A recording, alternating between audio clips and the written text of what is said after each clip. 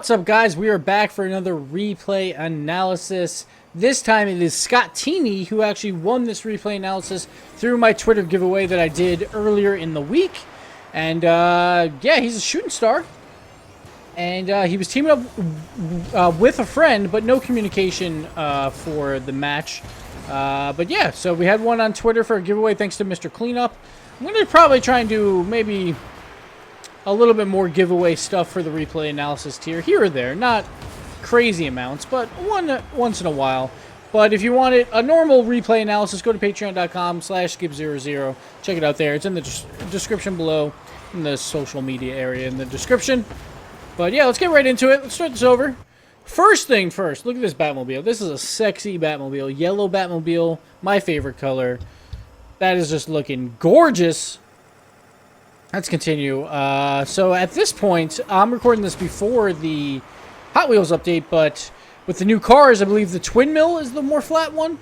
That will be the exact same hitbox as a Batmobile, so there'll be another Batmobile-like car soon into Rocket League, so check out that if you want in on that. I'll probably have some Hot Wheel videos out by the time you see this, but continue here. So this first play, this is just like a standard pass and twos off the wall, trying to make something happen. The ball was glued to the wall, a little bit too much for internalized.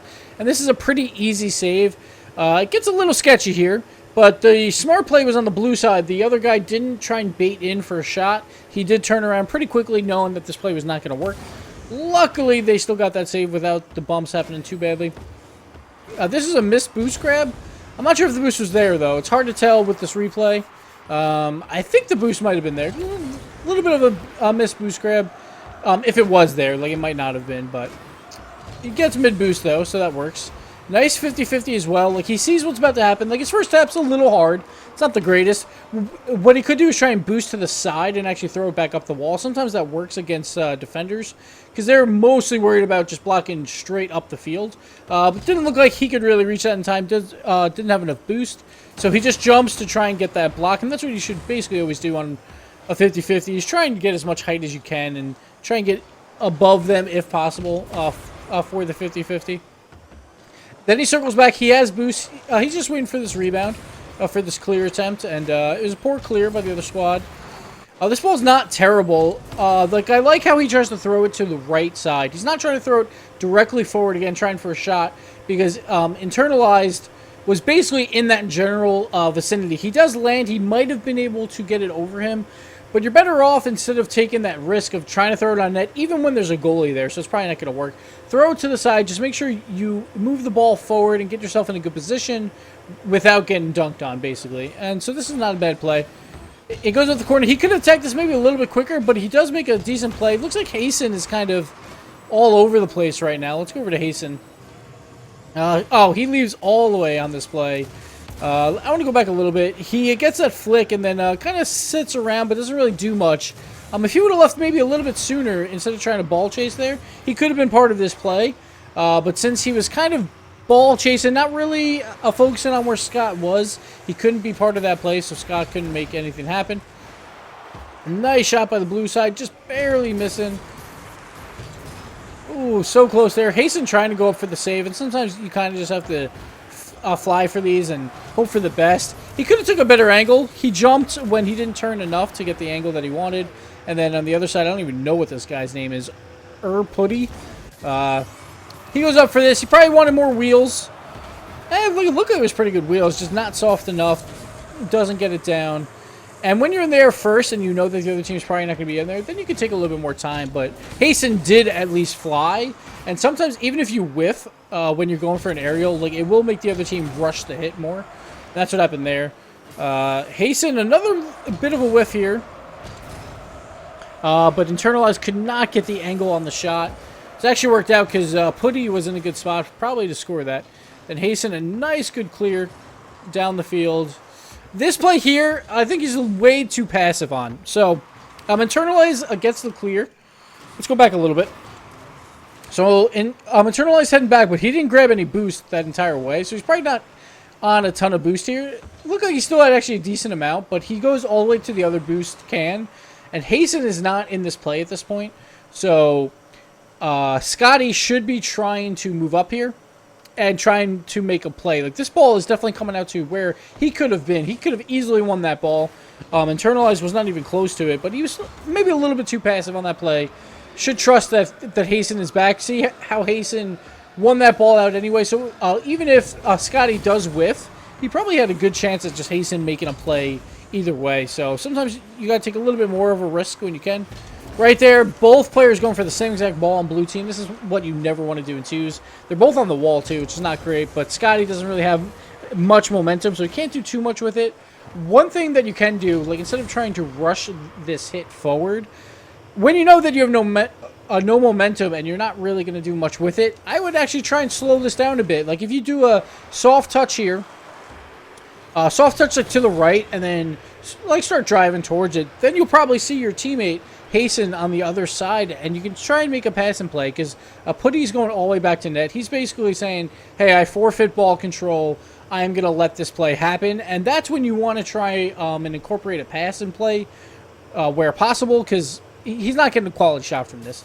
Instead, he just rushes it forward, which is going to happen a lot in blue ranks.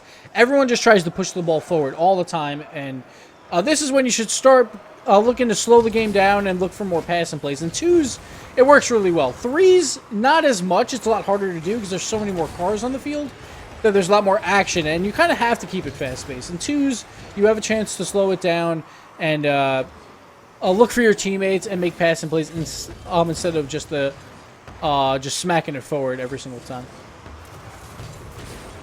Here, he should have heard Hasten, actually. Like, if you can hear the audio on this, it might be a little hard for you guys, but Hasten's behind him, boosting already. He should forfeit this ball because Hasten's already up there and spin around and get ready for some type of rebound in the center. Instead, he also attacks this, so it doesn't really work out. And that's why it's good to have a pretty good audio setup for Rocket League. So if you're not looking around with your camera, you will still hear the car's engines, and at worst, then you'll hear them boost because that's very easy to tell.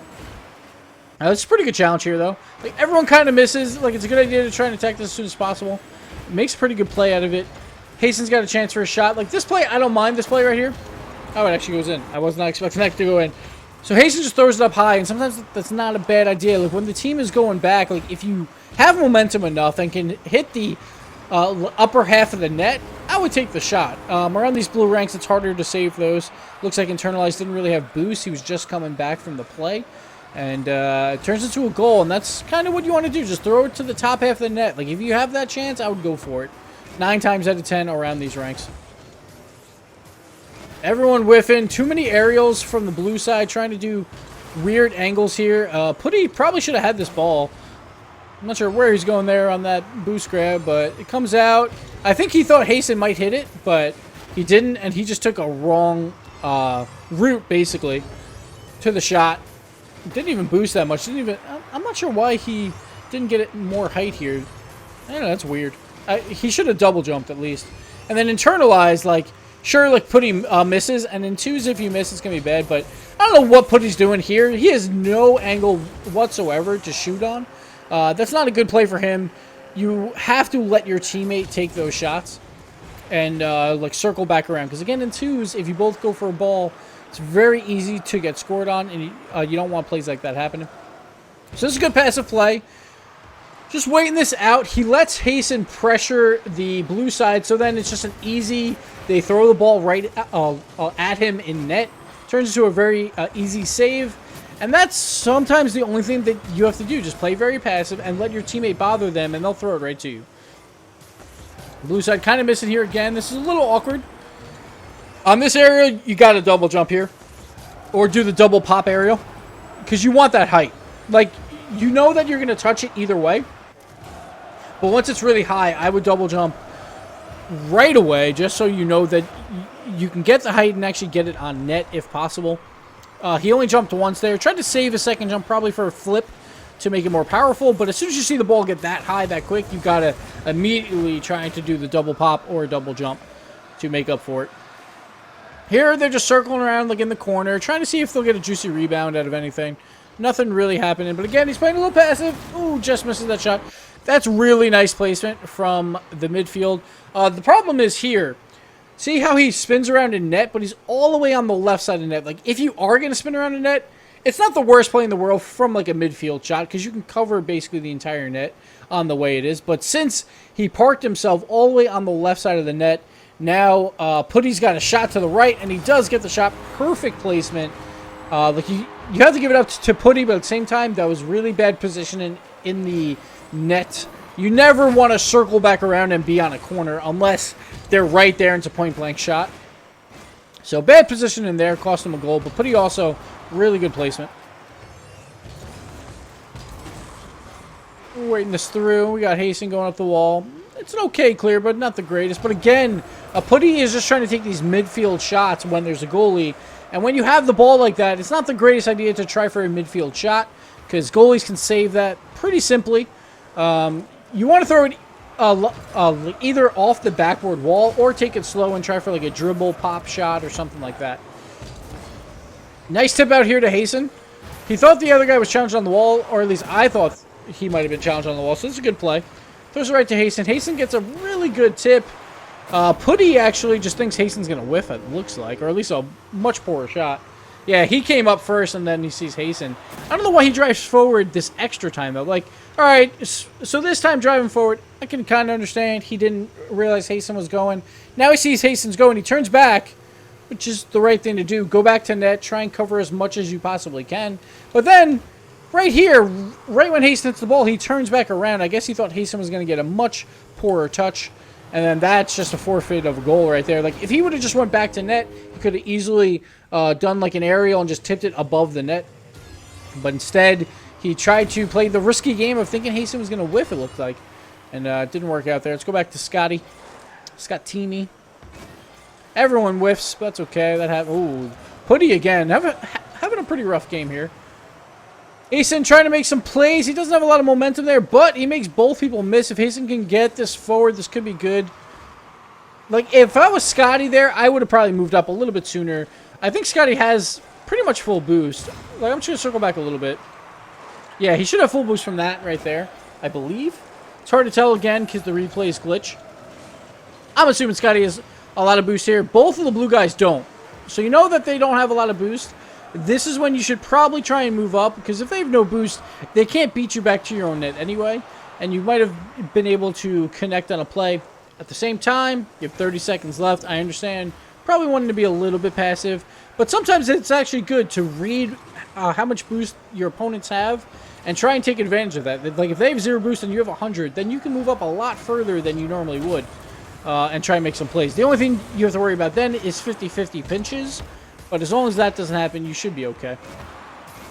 Here, oh, just barely a miss by Scotty. And this is just unfortunate. Tries to go up the wall and tries to tip it. Just turns a little bit too soon. I just want to see what Haston was doing on this play. Oh, he's circling back. He was like way out of the play. I'm trying to remember what he did. Oh, he went for the challenge? So Scotty trying to clear this out. Like, this is a bad challenge in twos. You generally don't want to throw yourself at something like that, especially with 10 seconds left. This is just clock management.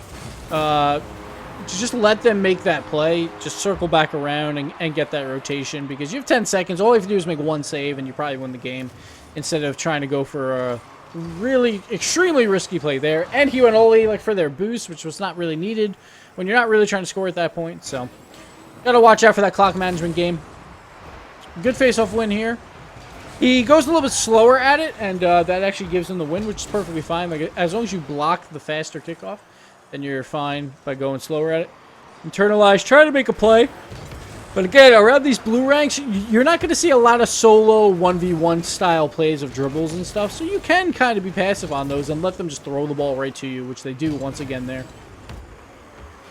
This is not a bad tip. Just kind of wasting time a little bit. Throws a little bit of a pass to Haston.